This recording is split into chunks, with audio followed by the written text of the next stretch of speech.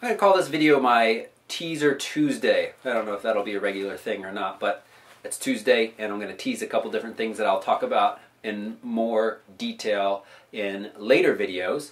One of the questions I get often is lighting setups. Now, in my How I Shoot videos without natural light, I showed a utility light that I've been using. Bought it from Home Depot for $5. I've been linking to the one on Amazon that sells for $16. Certainly a decent price. It's nice and bright. It's very easy to use. You basically plug it in, it's on, it fills the room with bright light.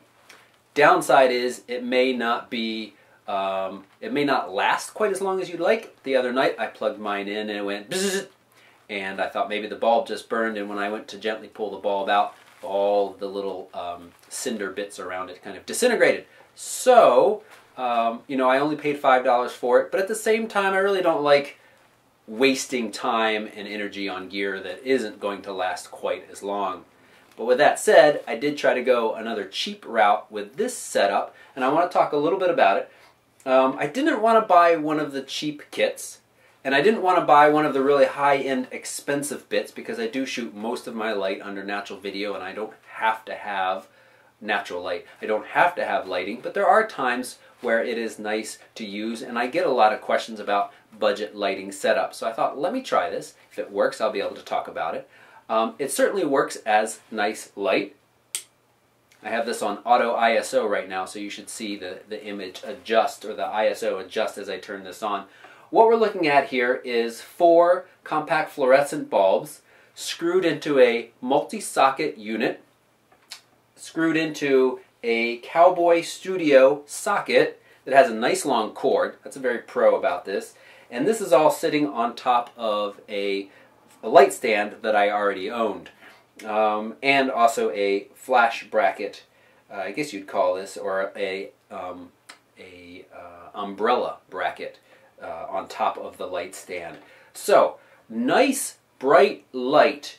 Total price here, the bulbs and the 4-socket unit and the individual socket with the cord is all just above $50. A decent light stand is going to be about $50 too. There are certainly cheaper ones, but you always run into the risk, like I did with the utility light, of kind of paying what you can call this noob tax. Stuff that will not last very long. And I am a little concerned about parts of this. I'll talk in a minute more in depth about that. But you'll end up replacing that fairly quickly. So if it's something you're serious about, you probably do want to spend the money and get a step above the very basic and entry level. Now, this is quite harsh light, and so as I said, I have it sitting on an umbrella stand. What I found best is a reflective umbrella that I've also used, and it fits in here and it bounces the light back on me. And as I said, I'm very happy with the light output and the price there. These umbrellas run about $30 for a decent one. I would not want to travel with this. This Cowboy Studio plastic bit that clamps on up here feels not the most robust, and I think that this would not last if you had to take it apart and put it together often if you're moving around. But if you have more of a studio setup where you can set this up in the corner of your room, nobody's going to be running into it or banging around often, it should be quite good.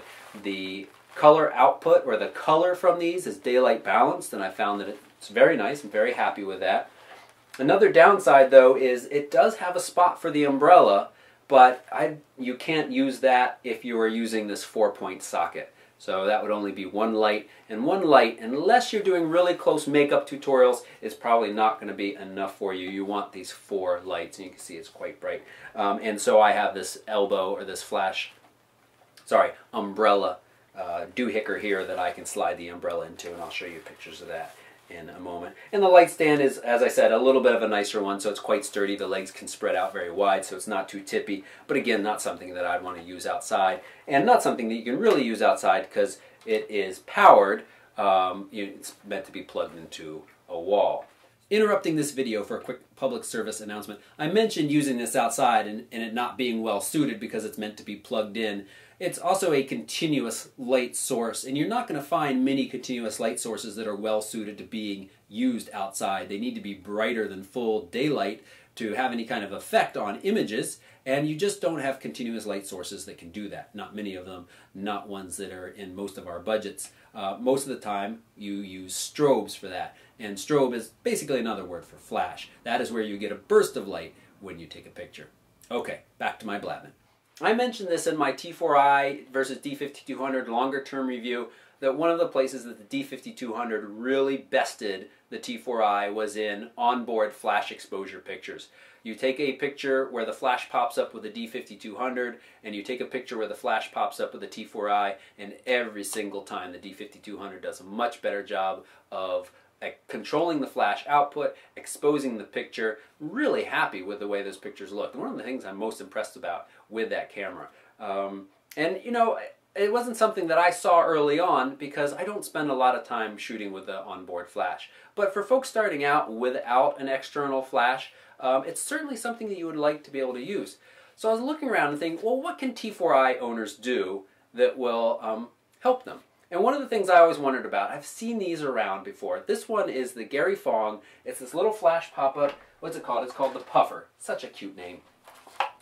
I was a little reluctant to buy this because I'm not a huge fan of the Gary Fong stuff in general. He makes a lot of stuff that fits on top of external flashes as well. In general, I really don't give that stuff much use. I have tried several different types before, back when I was more of a noob and I thought, well, I need this or I need that. No, you really just need to bounce the flash. That's what you need to do 98% of the time. And there are occasions where you could do some other stuff with other things, but usually not this stuff.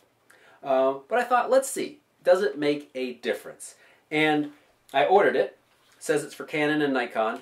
And once I got it, on the back was a little green sticker that's been added on that says not compatible with the T4i. It doesn't say that anywhere on the Amazon listing. That's kind of a con, especially if you have a T4i. It's only 18 bucks, 16 bucks, something like that. It's, well, I'm going to tell you not to buy it first off, especially if you have a T4i, but it is still usable. The reason why, the T4i has these little flash off switches, and what it does is it slides into the hot shoe up here. And when it slides into the hot shoe, the camera says, oh, there's a flash. I'm not going to pop up the onboard flash. So even when it's in auto mode and it wants to use the flash, it'll keep it down. So your flash isn't going to pop up. You can trick it, though, by getting the flash to pop up beforehand. Can I? Oh, now it's too bright in here, so it won't pop up unless I put it in P mode. Then you can put this on and you can slide it just a little ways in and it will still work. If you slide it all the way in, the flash stops firing. But if you slide it just a little ways in, not far enough to trigger. Why am I showing you this? I'm not really sure, because it does not make a difference. I'm going to throw up two side-by-side pictures. It definitely lowers the flash exposure a little bit. Is it enough to make it worth it to have this thing floating around on top of your camera if you have something other than a T4i where it would work? It's not enough to make a difference. So that is that, and that's kind of my general opinion of different things. I would be curious to try. There's another type of onboard flash modifier that forces your flash to bounce, and I might try that next. Again, you're probably going to have to do the same trick with the T4i. You're not going to be able to slide it fully into the hot shoe. But I might give that a try. There are do-it-DIY solutions as well, where you can put an index card in here with a little rubber band action, and basically you're trying to get that flash to bounce off the card, bounce off the ceiling behind you, and then hit your subject. Because that's that direct flash look that cameras in general just don't do a great job with, but especially the T4i. So, onboard flash, thoughts about that. The lighting system here. I think that's all I wanted to mention today. I thought there was one more thing, but I can't remember what it is, so we're going to stop there. If you have any questions about lighting setups that might work for you, flash modifiers, or even better yet, external flashes, just leave a comment down below and I'd be happy to answer it, or come over and find me on the Facebook page and talk to us there. Thanks so much for watching.